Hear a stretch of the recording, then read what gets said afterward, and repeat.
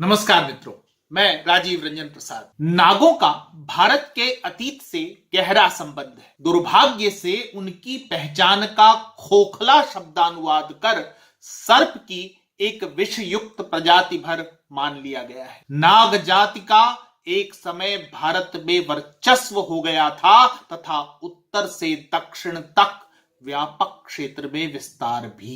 पहले नागों के उल्लेख को संचयित किए हुए साहित्यिक साक्ष्यों पर एक दृष्टि डालते हैं। वैदिक स्तुतियों में नागों को पृथ्वी की परिक्रमा करने, स्वर्ग को स्पर्श करने, पृथ्वी को धारण करने वाला कहा गया है। ऋग्वेद में अहिवृत सर्प के वध का वृतांत है तो तैत्तरीय संहिता में नाग पूजन का।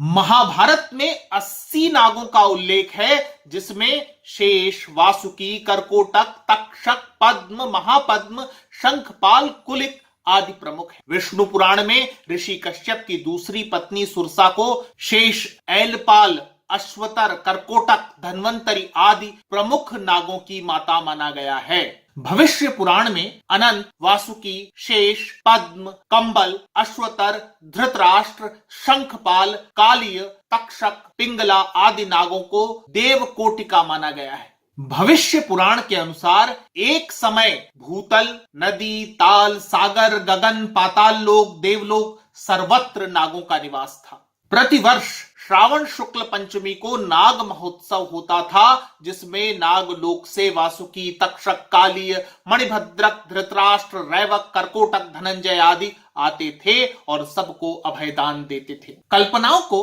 परे हटा दें तो यही सत्य है कि नाग एक योद्धा जाति थी जो भारत की संस्कृति का अभिन्न हिस्सा है। महाभारत में वर्णित शूर वंश के संस्थापक भोजशूर वस्तुतः नागराज आर्यक के जमाता थे। उनके 10 पुत्र तथा 5 पुत्रियां थी, जिनमें वसुदेव ज्येष्ठ, देवभाग दूसरे, पृथा अर्थात कुंती ज्येष्ठ पुत्री, श्रुतिश्रवा जो शिशुपाल की माता थी चौथी थी। बाल्यावस्था में दुर्योधन ने छल पूर्वक विषैला आहार खिलाकर भीम को नदी में फेंक दिया था।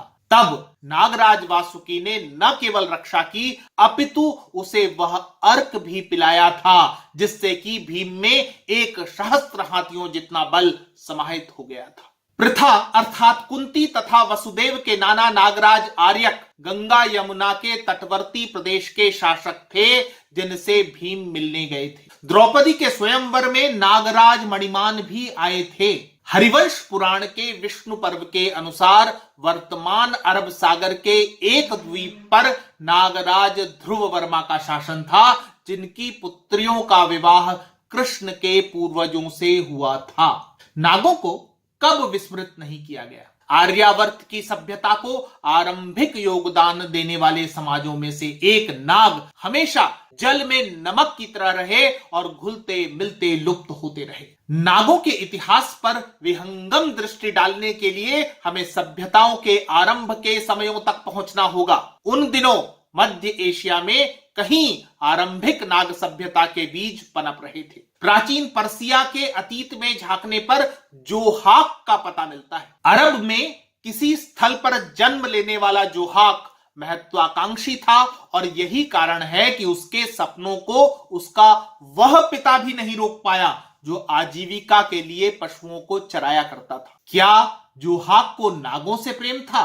अथवा नागों की विशेषताओं को वह स्वयं में अनुभव करता था?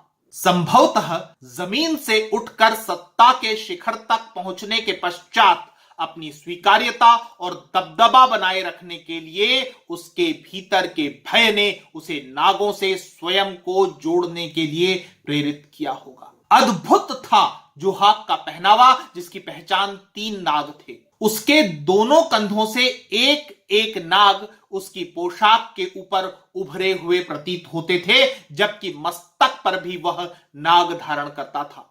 अनेक किंवदंतियों ने जोहाक का भय प्रसारित किया था। कहा जाता है कि जोहाक को अंधकार के प्रतीक अंगारा मेन्यू, जिसे अहरिमान भी कहा गया है, ने पैदा किया था। पर्सिया में अहरिमान को शुभ का शत्रु कहा जाता है तथा यह माना जाता है कि दुनिया में जो कुछ भी अशुभ, असत्य अथवा पाप है, उसका उत्तरदायी है अहरिमान। ऐसी किंवदंतियों ने ही कई गौरवशाली शासकों के कार्यों का मटिया मेट किया है तथा बड़ी बड़ी सभ्यताओं को कभी असुर, दानव, राक्षस अथवा नाग जैसे प्रतिमान देकर इतिहास में उन्हें घोर उपेक्षा प्रदान की है। प्राचीन ईरान का क्षेत्र, जहां के एक आत्ममुग्ध राजा जमशीद के कार्यों से त्रस्त राज्य की जनता का संतोष वहां की केंद्रीय सत्ता को खोखला कर देता है। इन परिस्थितियों का लाभ उठाकर जोहाक राजा जमशीद को पराजित कर उसके सिंहासन पर काबिज हो जाता है। जोहाक की क्षमताओं का अंदाजा ही इस बात से लग जाता है कि उसने संपूर्ण मध्य एशिया क्षेत्र को जीतकर एक बड़ा साम्राज्य स्थापित किया तथा अपनी राजधानी बेबीलोन को बनाया। जोहाक हमेशा अपनी सुरक्षा में 10,000 घुड़सवारों की एक टुकड़ी को तैनात रखता था। कहते हैं कि जोहाक पर अहरिमान का इतना अधिक प्रभाव था कि वह अत्याचारी हो गया था। यह भी सत्य है कि विजेताओं के ही इतिहास होते हैं तथा पराजित की हजारों नकारात्मकताएं इसलिए सामने लाई जाती हैं जिससे कि हर विजय सोद्देश्य प्रतीत हो। क्या जोहाक के साथ भी ऐसा ही हुआ था? किंवदंतियां बताती हैं कि जोहाक को सत्ता तो प्राप्त हो गई, किंतु वह अपने सपनों में बेचैन रहा करता।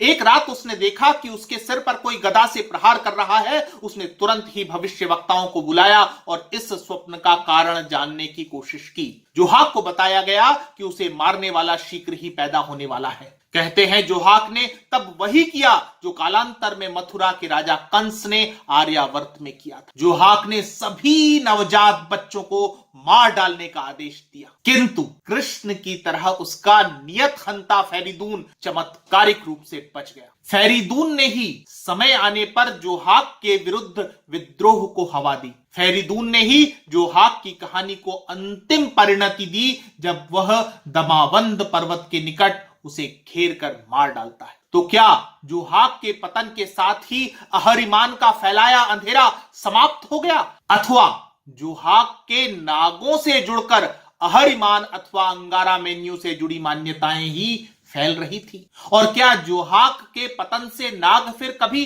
संगठित या प्रसारित नहीं हुए? मध्य एशिया से निकलकर जोहाक की कहानी काबुल पहुंच जाती है। जोहाक की संततियों की खबर भी लेनी होगी कि आखिर पराजय के पश्चात उनका क्या हुआ। जोहाक का बेटा मेहराव अफगानिस्तान की ओर निकल गया था और उसने अपनी सत्ता कायम कर काबुल को राजधानी बना लिया था। क्या जुड़ी हुई यह कहानी दर्शाती है कि अपने पलायन के आरंभिक चरण में नाग मध्य एशिया से अफगानिस्तान की ओर आ पहुंचे? मेहराव की बेटी रुद्वेह अब नागों के अगले पराजय और पलायन की कड़ी सिद्ध होती है। अरबों के पूर्वज जिनका नाम ताज था, वे काबुल में निवास करते थे। उनके एक बेटे ने फेरिदून की बेटी से शादी कर ली। वही फेरिदून जिसने जोहाक को हराकर मध्य एशिया में अपना शासन कायम कर लिया था। इसी परिवार की अगली पीढ़ियों में से एक वंशज साम को मेहराव की बेटी रुद्वेह से प्यार हो गया। इस प्यार को अनुमति मिलना संभव ही नहीं था, क्योंकि जोहाक का वंशज होने के कारण मेहराव को भी नाग कहा जाता था। नागपुत्री होने के कारण प्रेम के रास्ते में आए अवरोध को सामने सैन्य शक्ति के बल पर दूर किया। उसने रुद्वेह को प्राप्त करने के लिए काबुल पर हमला बोल दिया। मेहराव और उसका निवास जला दिया गया। क्या मेहराव के वंशज नाग इस घटना के पश्चात अफगानिस्तान से भारत में प्रवेश कर गए थे? जोहाक की कहानी और नागों का अंतर संबंध लगभग नदी की ऐसी ही दिशा पर आधारित है, जहां से यह संभावना बनती है कि विभिन्न राजनीतिक कारणों से नाग तक्षशिला की ओर पहुंचे, उसे अपना प्रमुख केंद्र बनाया। तक्षशिला से ही नाग आर्यावर्त के विभिन्न भागों में फैल गए होंगे। नागों के प्रसार संबंधी आज उपलब्ध चिन्हों का अवलोकन किया जाए तो कश्मीर में विभिन्न मंदिर तथा जलस्रोत आदि दिख पड़ते हैं, जिनके नाम नागों पर आधारित है। भेजा, उर्पला और नाल्टी में वासुकी नाग के मंदिर बने हुए हैं, तो सतिंगल गांव में संतन नाग की समाधि देवदार के जंगलों में स्थित है। कश्मीर क्षेत्र में अनेक नगरों के नाम आज भी नागों पर आधारित हैं, जिनमें अनंत नाग, वेरी नाग, शेष नाग आदि प्रमुख है। कमला चोटी पर वासुकी नाग की झील है, जो कि भद्रवाह का एक प्रमुख तीर्थ स्थान भी है। इसी तरह हिमाचल की चंबा, कांगड़ा तथा कुल्लू घाटियों से मिले वासुकी नाग, इंदु नाग, मूल नाग, कलिहार नागों के मंदिर तथा नाग समाधि ये तथ्य स्पष्ट करते हैं कि नागों का इन सभी क्षेत्रों में प्रसार तथा शासन हुआ करता था। उत्तराखंड तथा नेपाल में भी नाग पूजा के स्पष्ट प्रमाण मिलते हैं। यही नहीं, असम में भी आज नाग पूजा करने वाली जनजातियां रहती हैं, जिनमें कुकी नाग, बोदो नाग, माओ टोंगखुल, कोरिय, खासी नाग जातियां प्रमुख हैं। मणिपुर का राज परिवार अपनी उत्पत्ति पाकुंग वा नामक नाग देवता से मानता है। यही नहीं, पंजाब, उत्तर प्रदेश, हरियाणा तथा राजस्थान के अनेक स्थानों पर गुगा पीर नाग की पूजा होती है। बड़े बड़े मेले लगते हैं। भारत के मैदानी भाग से प्राचीन नाग पूजा के प्रमाण समाप्त हो गए हैं, किंतु नागों का प्रसार देखते हुए यह माना जा सकता है कि यहां नाग जातियां कभी निवास करती थीं और उन्होंने शासन भी किया होगा। इसी तरह छोटा नागपुर क्षेत्र के राजा स्वयं को नागवंशी अथवा नाग देवता का वास्तविक वंशज मानते हैं। इतना ही नहीं, गुजरात तथा महाराष्ट्र में आज भी वासुकी, बंदुक, धरणीधर, मातंगी, रेणुका, संतेरी, मरुगन, खंडोवा, ज्योतिवा आदि नाग देवताओं की पूजा होती है। दक्षिण भारत में तो घर घर नाग की पूजा होती है। प्रत्येक गांव या कस्बे के द्वार पर मिलने वाले नागकुल या नाग देवता इस बात के प्रमाण हैं। अतीत की ये कड़ियां बहुत सहजता से जुड़ जाती हैं यदि केवल उन स्थानों को एक माला में पिरोया जाए जहां नाग पूजा प्रचलन में है। भारत के इतिहास के इन अल्प चर्चित पन्नों को पुनर्गठित करने की आवश्यकता है। मित्रों, आज इतना ही। फिर मिलता हूं ऐसे ही किसी ऐतिहासिक तथ्य के साथ। अगर आपको मेरा यह चैनल पसंद आ रहा है तो कृपया इसे सब्सक्राइब करें। आप इस प्रस्तुति को लाइक या शेयर भी कर सकते हैं। नमस्कार।